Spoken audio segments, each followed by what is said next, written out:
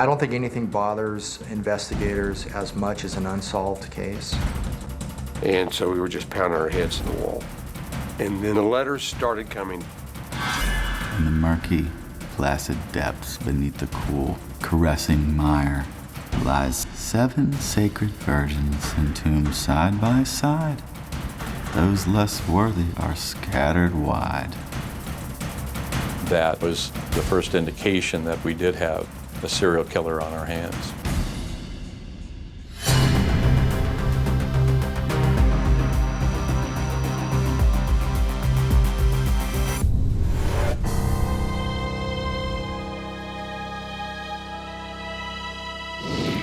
It's right around here, somewhere.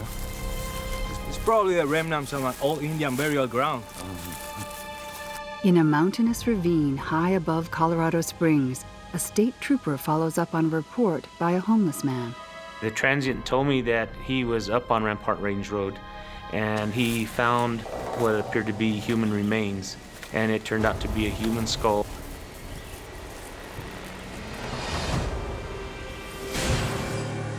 Dental records prove the skull is the remains of 13-year-old Heather Church. We had a good coroner who was able to determine from the skull that she died of blunt force trauma to the head. So we definitely had a homicide case. For 2 long years, investigators from the El Paso County Sheriff's Office could not solve the mystery of what happened to Heather. I don't think anything bothers investigators as much as an unsolved case. An unsolved case can destroy a family. It's the not knowing what happened to their loved one that really destroys people over time. Heather Church was a 13-year-old girl that lived here in the northeast part of El Paso County in the area known as Black Forest. And she disappeared from her home one evening. It was a high-profile case. And I think most people had seen pictures of the missing persons flyer that had her portrait on it. It all begins on a dark autumn night. Hey, Mom, can I stay here tonight? With Jack? Please? I guess. Okay, thank you. Let's roll. Okay, come on. Bye. Heather stayed home with her 5-year-old brother while her mother took the other 2 boys to their Boy Scout meeting. You watch TV?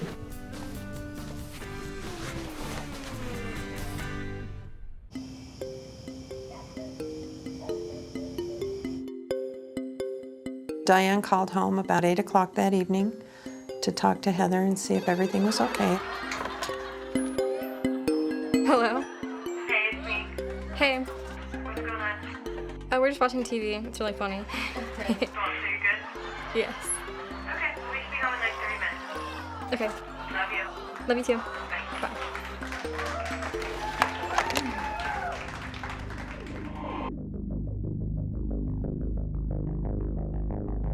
An hour and a half later, Diane and her boys return home. Heather, we're home! All right, listen, 1 show and then we're going to bed. Deal? Yep. All right. We were watching. Her youngest son is sound asleep. When Diane checks on Heather, Heather?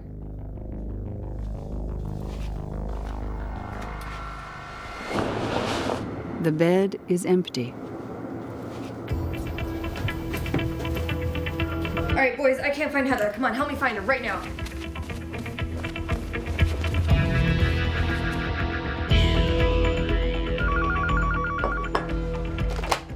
Hello? I got a call about 10 o'clock at night. Diane said, "Have you heard from Heather?" And I said, "No." And she says, "I can't find her." And I said, "What do you mean you can't find her?" Heather's gone. How can Heather be gone? You're sure she didn't go someplace? It was just not reasonable for Heather not to be there. And Diane had panic in her voice. Be there just a minute, all right? Heather's missing. What's wrong? Heather's missing. Diane needs us to come and look for her. How long has she been missing? I don't know. She said like 4 years. My husband and I jumped in the truck and ran out to Diane's. Diane also calls Heather's father. Heather's father immediately started speeding out to their home, feeling like this is a really bad thing that's happened here. He had immediate feelings that something really bad had happened to his daughter. Heather, where are you, honey? Come on, I can't find Heather. Where did she go? I don't know. I don't know. Just take this. Take this. What's going on? I can't find her. My husband and I and Diane, we were all outside calling her name. We probably drove around for 20 minutes through the fields with our lights on, doing a search around the property. Heather! Heather! Heather! We had no idea that this was going to turn into be a nightmare. We figured that it would be solved, that Heather would come home safely. Having been a parent, you can't say you know what they're going through, but you can imagine it's worse than anything you could possibly imagine. Diane and Mike Church had 4 children, and Heather Church was their oldest daughter. About a year after they moved to their new house, Diane and Mike separated, and Diane stayed in the house with the 4 children. In the early part of the investigation, there was a lot of speculation that maybe she was a runaway, maybe she was alive someplace. The morning after Heather disappears, the search and rescue teams arrive about dawn, and they fan out across the prairie, and then they also start canvassing the neighborhood.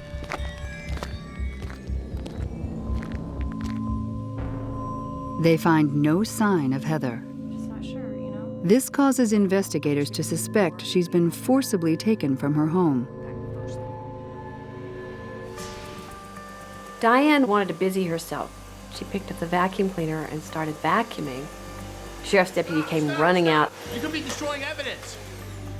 And that was the first Diane realized that their house was being treated as a crime scene. I have to show you something.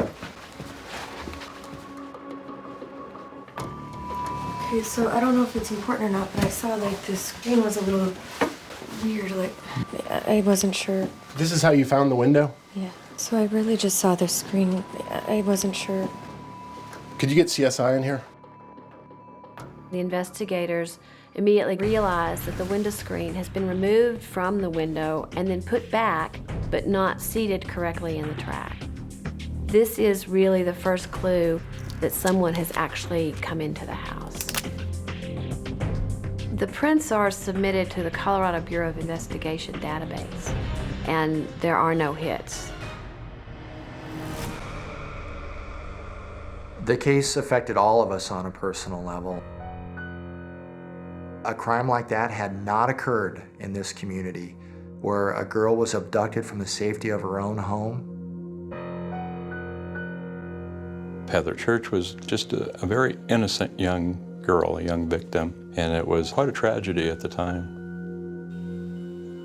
For 2 years, detectives question everyone who's ever known Heather. Heather's disappearance received a lot of publicity, and hundreds of people called with tips, claiming to have seen her at the mall, at a restaurant, on a bus. From the beginning, investigators pursue every lead, but none result in any possible suspect. It became just a part of life that this was ongoing. It was a mystery that needed to be solved.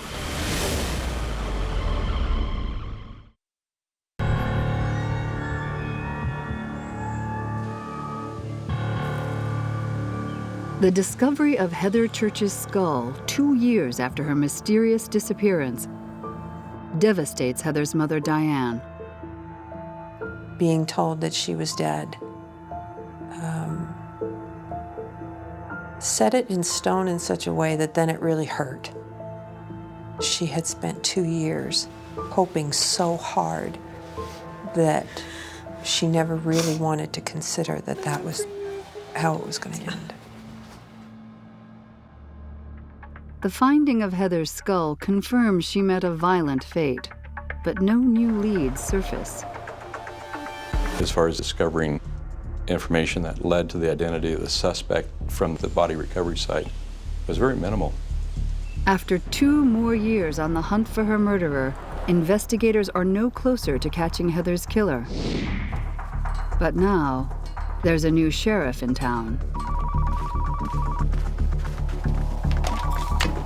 Yes. Yes, go ahead and send him up.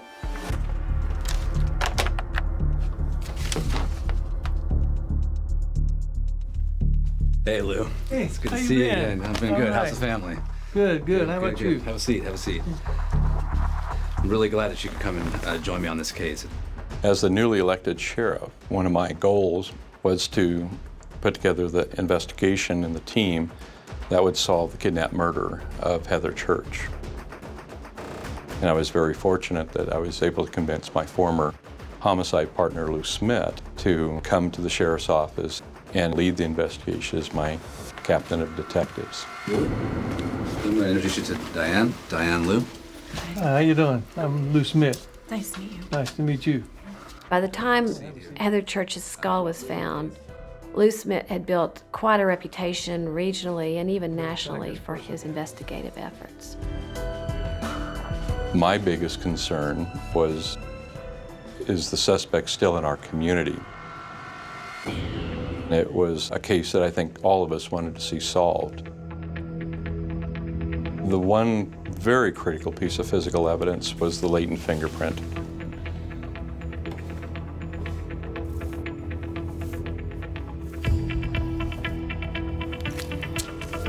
What made that so significant is that it had not yet been identified. The former investigators had checked the state system in Colorado and did not find a match. That's where a lot of people would have stopped. But with Lou, that's where he started.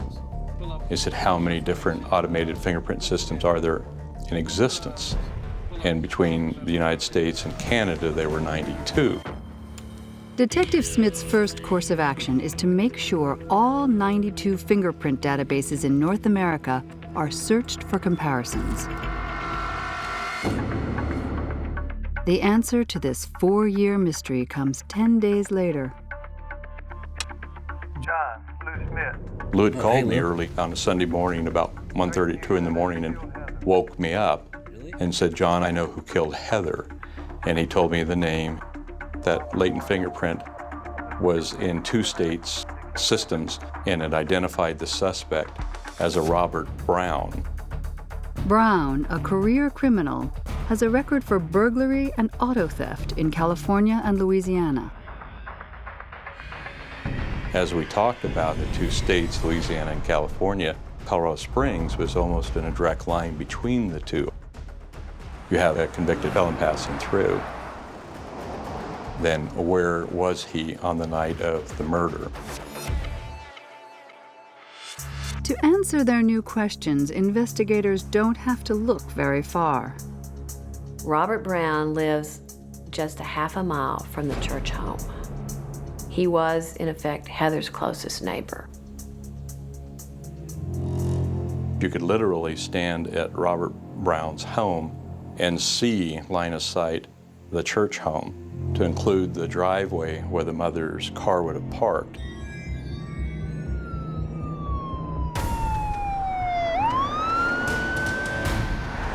We began to watch the house closely, determine what car he drove, what his patterns were.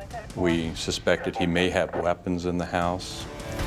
We wanted to try to avoid a barricaded hostage situation, and ideally, we wanted to separate him from the residence where there could be physical evidence so he wouldn't destroy the evidence or arm himself. That as we watched the house that morning, the suspect ended up leaving. The sheriff's investigators follow Robert Brown to an art supply store in downtown Colorado Springs. They wait for him to come out of the store, then they stop him and they arrest him. You're under arrest for the murder of Heather Church. Relax, Robert, relax. I didn't murder nobody. You have a right to remain silent. Anything you say can and will be used to get you to court of law. You have the right to have an attorney present during any questioning. To her house down there? No. Never? I don't think so.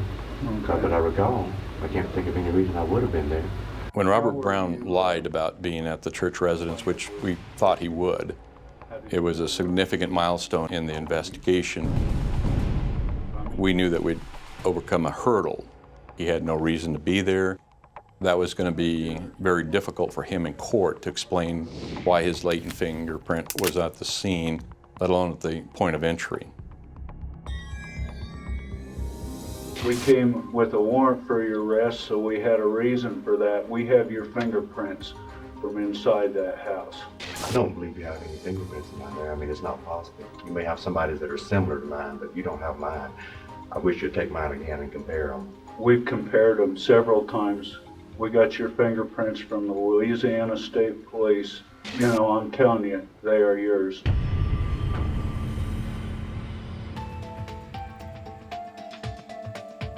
Silver bracelet. Some of it looks real, some looks like costume. As investigators are questioning Brown at the sheriff's office, detectives are searching his trailer. They find a lot of guns, pornographic videos, children's clothing. We found a substantial amount of stolen property. We later found most of it taken from homes in the Black Forest area. The evidence suggests Brown has been burglarizing his neighbors' homes for some time, but nothing to imply he had a motive for murder. Next, we began devising our investigative approach to go to court. Part of that was to look for other indications of bad acts or related acts that we might be able to bring forward in the prosecution.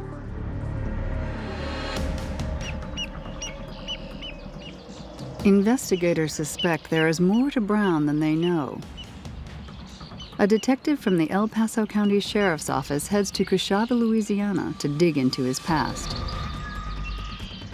Robert Brown was the youngest of 9 children. His father was a deputy sheriff in Coshada, and his brother was a former Louisiana state trooper. He was married 5 times. Did he do it all the time? Yeah. It started the week after we got married. He's crazy. Real bad temper.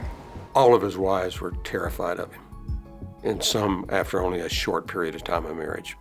Some of his marriages didn't last but a couple of months. One, he put a gun to her head and pulled the trigger. Scared the crap out of me. Then he asked me to kill him. They all described him as not being able to control his temper. He would explode at the least little thing. He beat the hell out of me because I forgot to put a spoon in a gravy bowl. He's the devil's right-hand man, that's what he is. Call me when you throw the switch. I want to see him fry. Detectives learn that brutality surrounds Robert Brown, and has for a long, long time. Early in the investigation, we felt there was a strong likelihood that this was a very, very violent man. One woman who lived next door to Brown disappeared and has never been found. She's a 27-year-old waitress, Tammy Dumar. Another woman who also lived next door to Brown in Coshada, Louisiana, was murdered in her bed. Brenda Lynn, age 21, is stabbed dozens of times with a screwdriver. Her murder is never solved.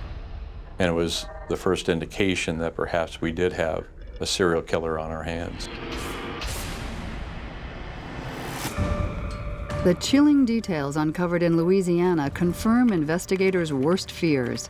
Brown is a first-class predator. Detective Lou Smith gives Diane Church the news of his arrest. We found a person who murdered your daughter.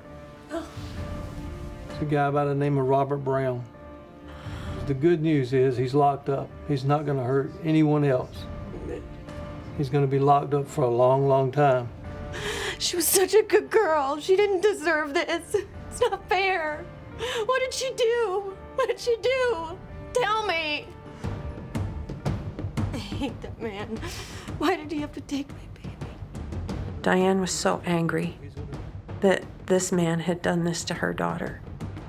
And there are still flashes of that anger that come across Diane's face when we get together and we talk about these things.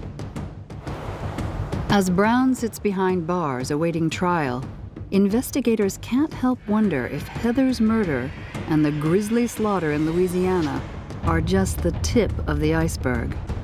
And will Brown's fingerprints be enough to lock him away for good? Lou felt certain that he was a serial killer and there were other bodies.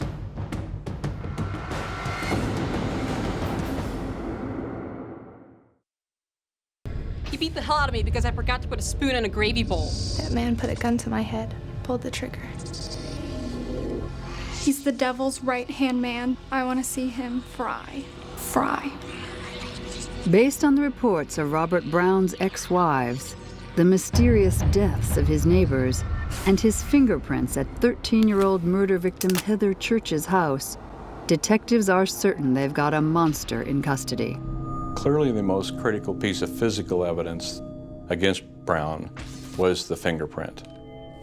It clearly helped that he was a twice convicted felon, that he lived in such a close proximity to the victim the night of the murder, and we really felt the case was worthy of a death penalty.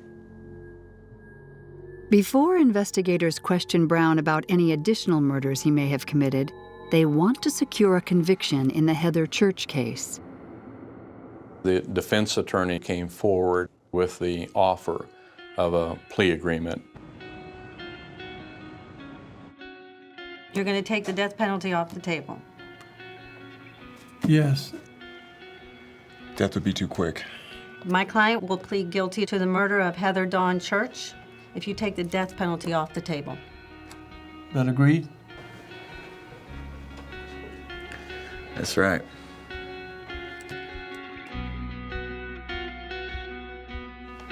I don't believe in the death penalty, but I want him to rot. I want him to pay for what he did to my baby girl.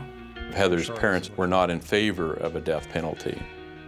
So having that offer in hand with the parents strongly encouraging us to accept it, we decided to do that. Can you make that happen? We will do our best.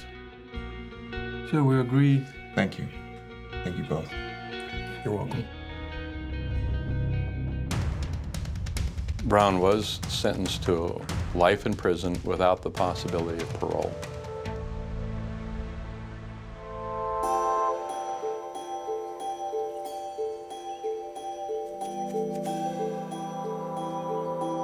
For the family, when something like that happens, that's when the healing can begin.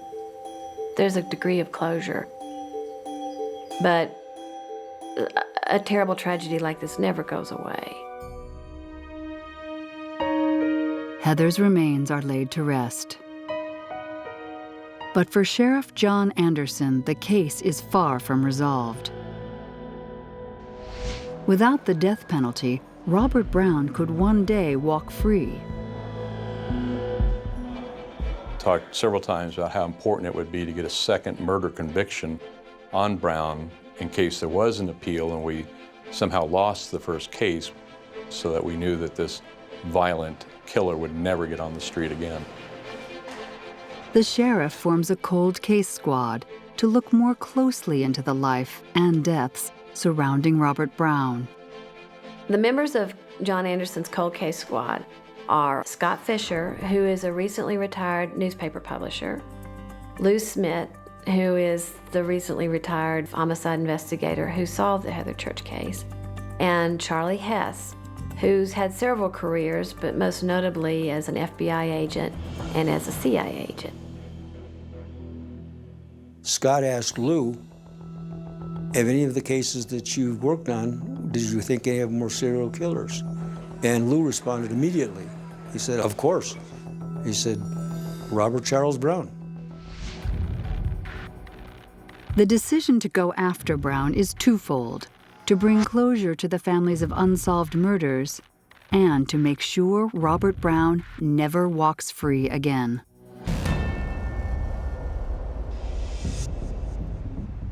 Here. Is there something you think we can work with? Meeting regularly at a Colorado Springs cafe, the investigators review Brown's file and find he's written some cryptic letters to the DA hinting about other victims. Brown's first letter to the district attorney reads, "To whom it may concern, in the murky, placid depths beneath the cool, caressing mire lies 7 golden opportunities, missed opportunities." And then of all things, he signs it lovingly, Robert Brown. Investigators are desperate to find out what they can about Brown's so-called golden opportunities. Charlie wrote a letter to Brown, and he responded. I'm not too sure any of us believed he would. 7 sacred virgins entombed side by side. Those less worthy are scattered wide. The score is you 1, the other team 48. He also encloses with this letter a crudely drawn map of several states in which he's written numbers. Although police refuse to release Brown's map, it is known to include numbers that imply a body count of 48 victims across 9 states. Brown's claiming that he had murdered 48 people. That was shocking and way beyond what we had considered a possibility in this case. But of course, it intrigued us. If Brown is telling the truth, the cold case investigators believe he could be one of the most prolific serial killers in U.S. history.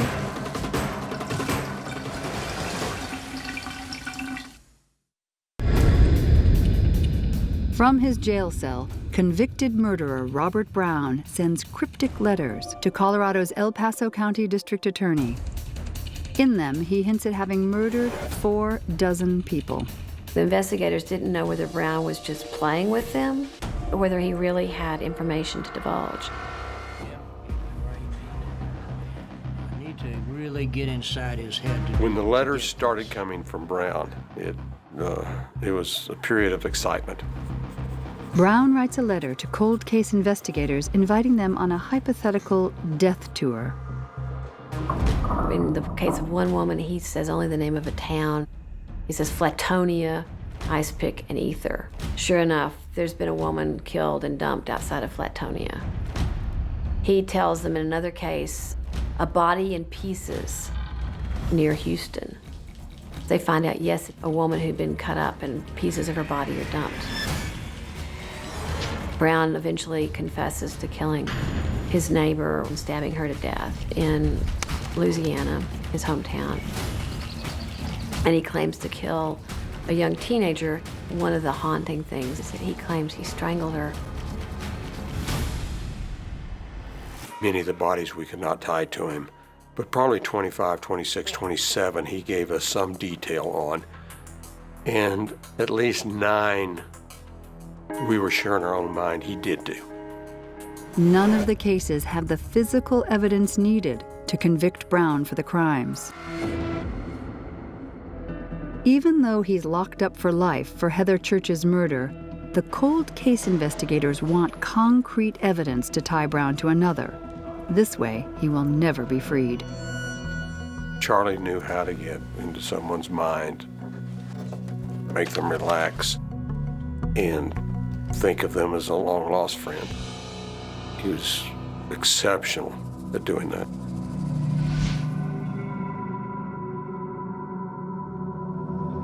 They find their opportunity in one of his many enigmatic letters.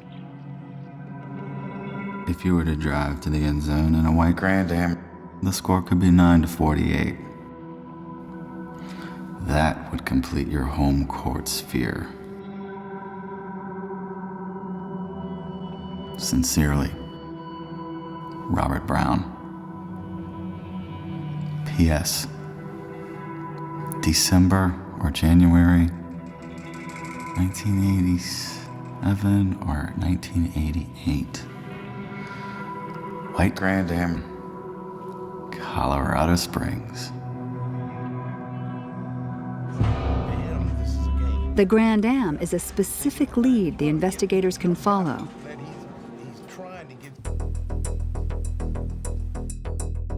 It was a Colorado Springs case, and the city could not produce anything from their files. And so we were just pounding our heads in the wall.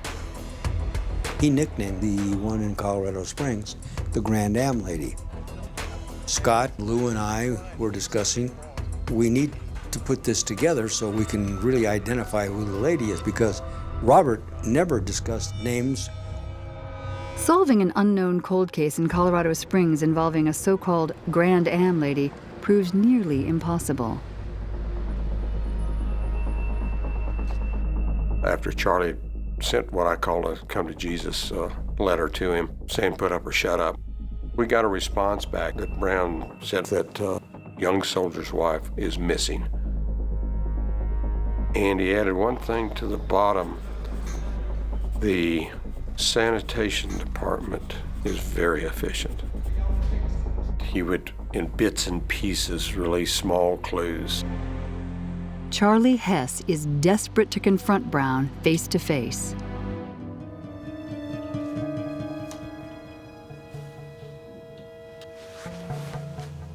You know who I am? I'm the guy you've been writing to all this time. It's nice to meet you. Usually people come in here aren't worth meeting. You know, a lot of people think I'm kind of crazy for coming in to talking to you, but I think you're pretty interesting. I know what you want. Would you mind if I asked you some questions about some of the things you mentioned in your letters? On this visit, Brown does not answer Charlie's questions.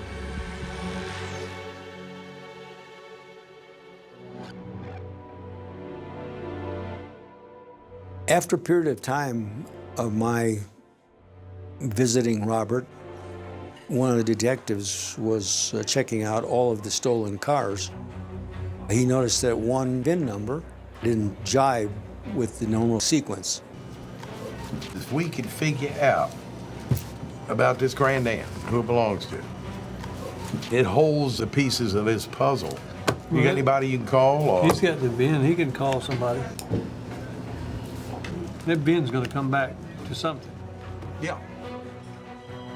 Finally, they tracked it down to the owner in Florida, and they called him, and they said, "Did you ever have a white Grand Am?" He said, "Yes." He said, "Was this white Grand Am ever stolen?" He said, "Yes." They said, "Did you ever have a wife or a girlfriend who went missing?"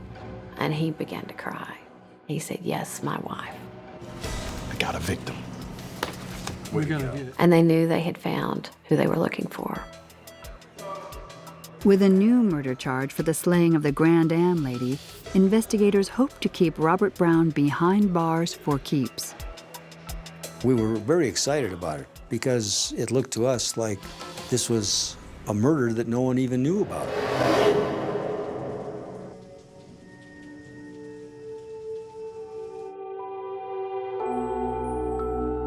The Grand Am lady was a young mother. She was only 15 years old, a very pretty Latina girl. She was married to a soldier who was stationed at Fort Carson, and he had taken their baby to his parents' home out of state, and they were going to end up getting a divorce. The husband took the child and flew to Miami, never knowing that that would be the last time he would see his wife.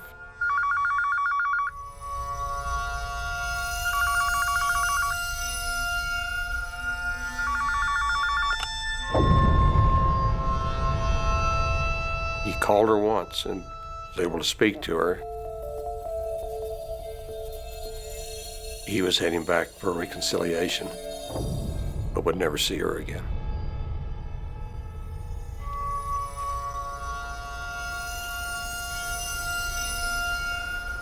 She was supposed to pick him up at the airport and didn't show. When he got back to their apartment,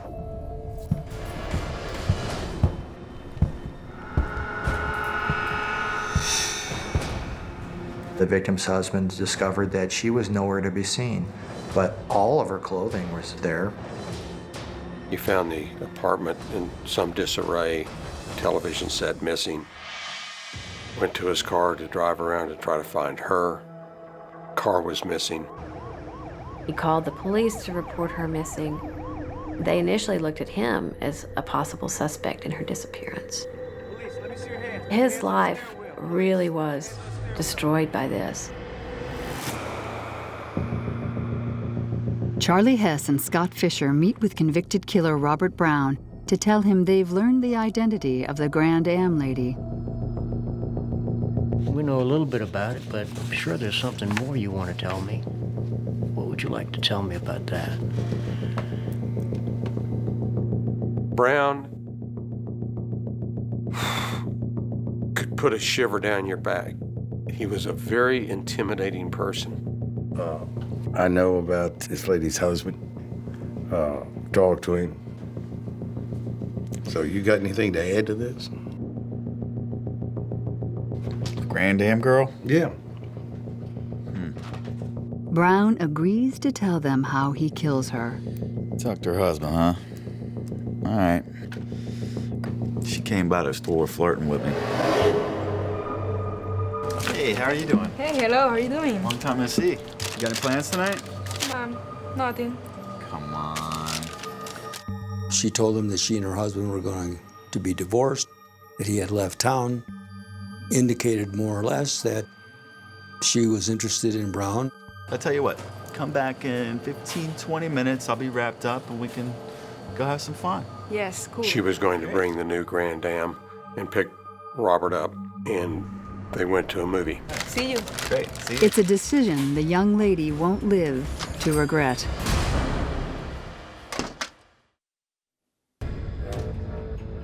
The 1991 murder of Heather Church has put Colorado cold case investigators on the trail of Robert Brown, possibly America's worst serial killer. To prevent Brown from ever getting out of prison, authorities need to nail him for a second murder charge, the slaying of the so-called Grand Am lady. We now have a victim, we have a name, and Charlie is able to finally present to Brown that we pretty much solved the case, with the exception of the missing body. Yeah, I remember. Knew her husband was out of town from talking to her. So I talked her into going out on a date. We went to see a movie. After the movie, they had a bite to eat. After that, Robert took her to his apartment and they had sex. After some relations,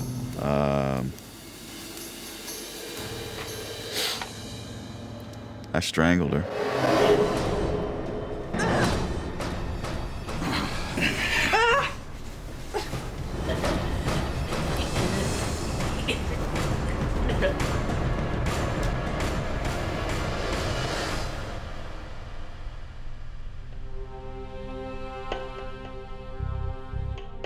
She was in his apartment dead all night that first night, and he went to bed just like it was an ordinary evening. Let's see. Next morning, I dragged her over to the bathtub, cut her up, and put her in some little bags, carried her out to the dumpster, and well, that sanitation department's pretty dependable. He knew that the garbage truck was coming the next day to empty the dumpster. Obviously, she ended up in a dump somewhere. After Robert had killed her, he continued to use that Grand Am for several days himself. I knew when he'd be back, so I drove the car around a couple days. So I parked the car where I knew he'd find it. The husband sees his Grand Am. He goes to the convenience store where Robert Brown is working to use the payphone to call the police to report that he's found his stolen car. It's a Grand Am. It's a white Grand Am. It's right around the corner from the apartment building. Little does he know that the man who murdered his wife is standing behind the counter. Correct. I heard him call you guys all hysterical, talking about he found the car. What else happened after that? That's it. Robert Brown was providing details that only a killer would know. He couldn't possibly be making up the details regarding our victim in Colorado Springs. So yes, we were convinced that he was telling the truth, and it was terrifying. Now investigators have enough to ensure Brown will never get out of prison. When Brown looked Charlie in the eye and said, "Let me out of prison, I'll probably kill somebody within 2 weeks," I think he's still capable of it, and I have no doubt he'd do it. On July 27, 2006, Robert Brown pleads guilty to the murder of the Grand Am lady. Outside the courthouse, the victim's husband reunites with his daughter. For 18 years, the daughter had believed that her father had murdered her mother. That was a very emotional time because those two made the 4 or 5 years we invested in this case very worthwhile.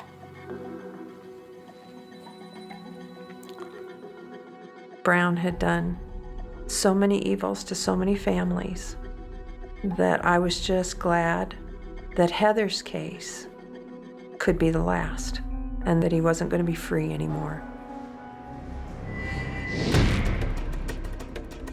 Robert Brown never showed any feelings about the murders he had committed.